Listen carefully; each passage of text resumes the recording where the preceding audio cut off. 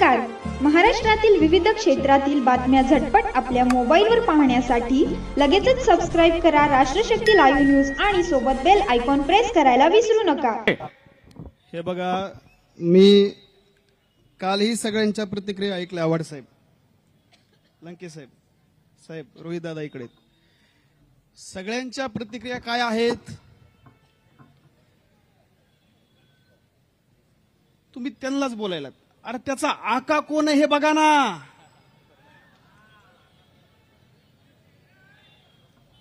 देवेंद्र पंत फडणवीसला कोण विचारणार या महाराष्ट्रातल्या धनगरांचं काय. तुम्ही वर त्यांनाच लागला ती करायला. ह्याचा आका, ह्या सगळ्या गोष्टीचा मास्टर माइंड कोण असेल तर देवेंद्र पंत फडणवीस आहेत. हे मी जबाबदारीने बोलतोय. मी सगळ्यांच्या प्रतिक्रिया ऐकत होतो. काल परवा 4 दिवस झालं, 4 दिवसापासूनच्या प्रतिक्रिया आहेत. कुणी म्हणताय फडणवीस साहेब तुम्ही सुसंस्कृत नेते, तुम्हाला हे मान्य आहे का. कुणी म्हणताय तुम्हाला पटतंय का. अरे मालकाला पटल्याशिवाय नोकर बोलतो का. बघा मालक कसा सपोर्टिव्ह आहे हे एका मिनिटात तुम्हाला मी दाखवतो. मी वकील माणूस आहे, आपल्याला पुराव्याशिवाय बोलता येत नाही जास्त. आव्हाड साहेब, मालकाची प्रोत्साहन कसं असतं बघा. भाजपची एक आमदार बाई आहे, आमदार ताई आहेत. महिलांच्या मेळाव्यामध्ये महिलांनाच त्या कशा घोडे लावतात हे त्या व्हिडिओत ते सांगतात. बघा, जर देवा भाऊ कोण खेटून गेला ना तर त्याची तर आईजेडच, तर त्याची तर आईजेडच, तर त्याची तर आईजेडच, तर त्याची तर आईजेडच. डबल ऐकू घालू का लक्षात आलंय काय ऐकायचंय डबल. परत एकदा ऐका, आपले मेमऱ्या फार करप्ट व्हायला लागलेत अशात. परत एकदा ऐका. कुणी चालताना जर देवा भाऊ कोण खेटून गेला ना तर त्याची तर आईजेडच, तर त्याची तर आईजेडच, तर त्याची तर आईजेडच. मीडियातील बांधवांना माझी विनंती आहे, आता विचारपीठावर कोण बसलेलं होतं बोला. नाही बोलून वाटोळ झालंय आपलं. देवेंद्र पंत फडणवीस.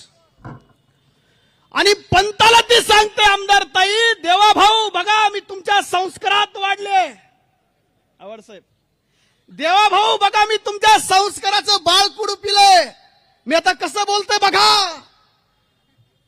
मग देवा अरे अरे ती बोलती काय, तुम्ही करता काय. मला ग्रामीण भागातल्या या भागातल्या जनतेला विचारायचंय, इंग्रजीतलं आई हे मराठीत काय होतं तुम्ही सांगा. आई होतं मातोश्री जिनं जन्म दिला. आणि पत्रकार मित्रांनो, झेडचा अर्थ काय होतो मराठीत हे मी बोलू सुद्धा शकत नाही या विचारपीठावरून. एवढी गलिच्छ भाषा या देवेंद्र पंत फडणवीसांच्या विद्यापीठात तयार होते आणि त्याचा विद्यार्थी म्हणजे गोपीचंद पडळकर आहेत. तुम्ही त्या विद्यापीठाच्या फिलॉसॉफीवर बोलणंच गेलात. कॉलेजला काय बोलून उपयोग आहे. जिथून सिलेबस तयार झालाय तिथं बोललं पाहिजे.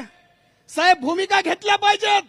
या महाराष्ट्रातल्या धनगरांची ही भूमिका नाही, या महाराष्ट्रातल्या धनगरांची ही भूमिका नाही.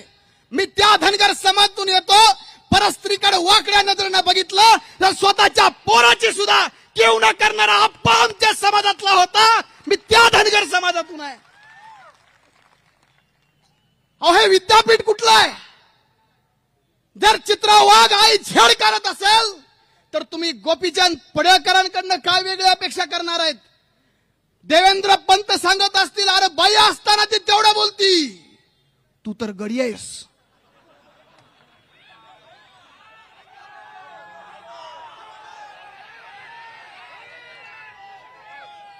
आणि मी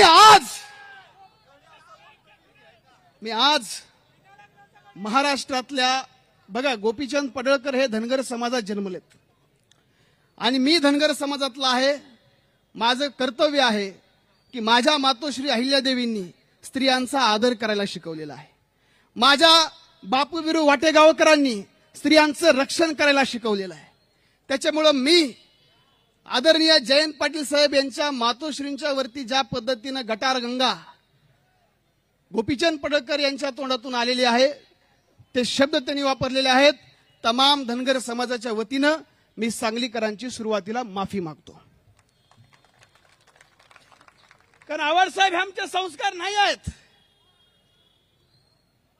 हे फॅक्टरी कुठं तयार झाली 6 महिन्यापूर्वी. Who was the biological father of Chhatrapati Shivaji Maharaj म्हणणारा कोराटकर. एक बाई असताना सुद्धा बाईच्या बाबतीमध्ये आई छेड काढणारा चित्रवाघ आणि महिलांच्या वरती आदरणीय जयंत पाटील साहेबांच्या आईवरती शिंतोडे उडवणारे गोपीचंद पडळकर. या सगळ्यांचं विद्यापीठ हे देवेंद्र पंत फडणवीस आहेत. मी आज जबाबदारीने सांगतो आणि आणखी एक सांगतो की ज्या दिवशी हे वक्तव्य गोपीचंद पडळकरांनी केलं असेल तर त्यांच्या आईनं सुद्धा त्यांचा पहिल्यांदा कान धरून सांगितलं असेल, अरे मी तुला दूध पाजताना दुधासोबत अहिल्यादेवींचे विचार पाजले होते. हे शनिवार वाड्याचे विचार कुठून शिकलास हे पहिलं सांग. अरे हे पेशव्याचे विचार आहेत. हे मल्हारराव होळकर, यशवंतराव होळकर, अहिल्यादेवी होळकरांचे विचार नाहीत.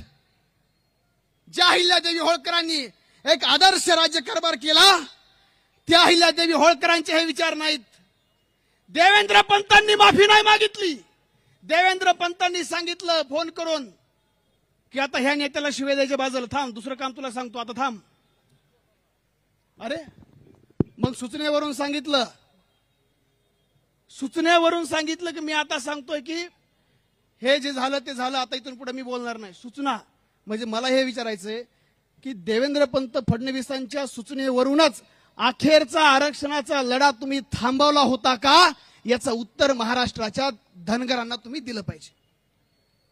धनगर समाजाचा अखेरचा लढा हा कुणाच्या सांगण्यावरून थांबला होता याचं उत्तर दिलं पाहिजे. मी अहिल्यादेवींचा रेफरन्स सांगत होतो. मी मगाशी म्हणलं हे धनगर समाजाचे संस्कार नाहीत, हे धनगर समाजाचे विचार नाहीत.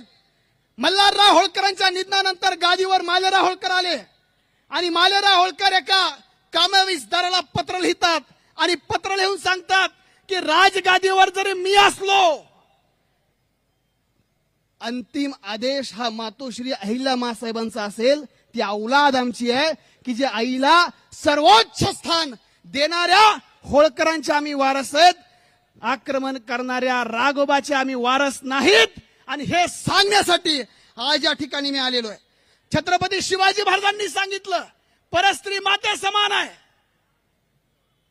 तिचं रक्षण केलं पाहिजे. मग ही संस्कृती कुठून आली? ही संस्कृती आजची नाही. ही संस्कृती 50,000ची फौज घेऊन ज्या वेळेस राघोबा पेशवा मातोश्री अहिल्यादेवींच्या वरती आक्रमण करला होता, बायांवर आक्रमण करण्याची ह्या नालायक अवलादीच्या पेशव्यांची ही पिढीजात आलेली परंपरा आहे. ही आजची परंपरा नाही. आणि मी यशवंतराव होळकर, मल्हारराव होळकरांचा विचाराचा वारस तुम्हाला ठामपणे सांगतो. देवेंद्र पंत फडणवीस, तुम्हाला जे महाराष्ट्रात मराठा आणि धनगराचा रक्तपात घडवायचा आहे, तुम्हाला गल्लोगल्लीत मराठा आणि धनगर कपाकपी झालेली बघायची आहे, या यशवंतराव होळकराची औलाद तुमचा हा प्रयत्न पाडल्याशिवाय राहणार नाही. हे ठणकावून या आजच्या निमित्तानं मी सांगतोय. आणि फडणवीस साहेबांनी प्रेस कॉन्फरन्स घेतली आणि प्रेस कॉन्फरन्स मध्ये त्यांनी काय सांगितलं साहेब?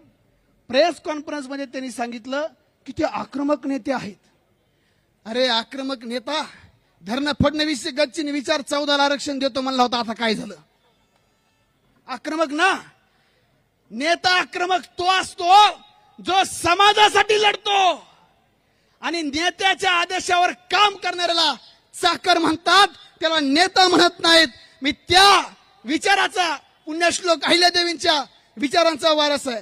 राजाराम बापूंनी इथल्या प्रत्येकाच्या हातामध्ये लेखणी दिली, लेखणीतून आर्थिक क्रांती घडवली आणि या सगळ्या विचाराचा वारसा असणाऱ्या राजाराम बापूंच्या या शहरामध्ये आज या ठिकाणी मी आलेलो आहे. एक शेवटचा मुद्दा मी सांगतो. देवेंद्र पंत फडणवीस साहेबांना विनंती आहे की तुम्ही ज्या पद्धतीनं महाराष्ट्रात मराठा धनगर वाद लावत आहात, माझं एकच म्हणणं आहे की ज्यावेळेस गोपीचंद पडळकर यांनी तुमच्या सूचनेवरून सांगितलं की हा लढा, ही सगळी गोष्ट मी आता थांबवतो, मी याच्यावर काही बोलणार नाही, मी याच्यावर काही व्यक्त होणार नाही, त्या गोपीचंद पडळकरच्या बद्दल तुम्ही जे सांगितलं की ते आक्रमक नेते आहेत, माझा तुम्हाला एकच प्रश्न आहे की गोपीचंद पडळकर म्हणाले की ज्यावेळेस देवाभाऊंच्या आईवर बोलत होते त्यावेळेस तुम्ही कुठे होतात, त्यावेळेस कुणी काय बोललं नाही. मी तर स्टेजवर आणि विचारपीठावर आणि समोर बसलेल्या प्रत्येकाला विचारतो का हो, जयंत पाटील साहेब कधी म्हणले होते का फडणवीसांच्या आईबद्दल चुकीचं उद्गार कधी काढलं होतं का? मीडिया हात वर करून सांगा बरं सगळ्याला इकडं.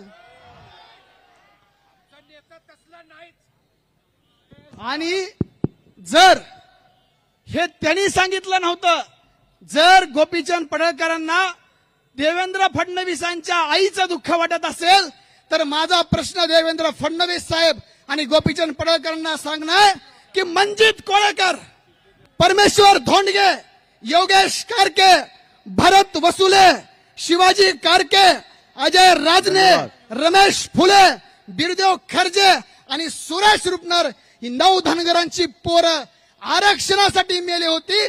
त्यांच्या माईचं दुःख आहे का देवेंद्र फडणवीसांच्या आईचं मोठं दुःख आहे? हे देवेंद्र फडणवीसांनी या महाराष्ट्राला सांगावं. या ठिकाणी एवढं आव्हान आपल्याला करतो. धन्यवाद. आणि शेवट तुम्हाला सांगतो, सगळ्यांनी हात वर करून घोषणा द्या, छत्रपती शिवाजी महाराज की. पुण्यश्लोक अहिल्यादेवी होळकरांचा, क्रांती सूर्य महात्मा ज्योतिराव फुल्यांचा, लोकराजा राजर्षी छत्रपती शाहू महाराज की, विश्वरत्न डॉक्टर बाबासाहेब आंबेडकरांचा. धन्यवाद. धन्यवाद. जय यानंतर शिवाजी. सक्षणाताई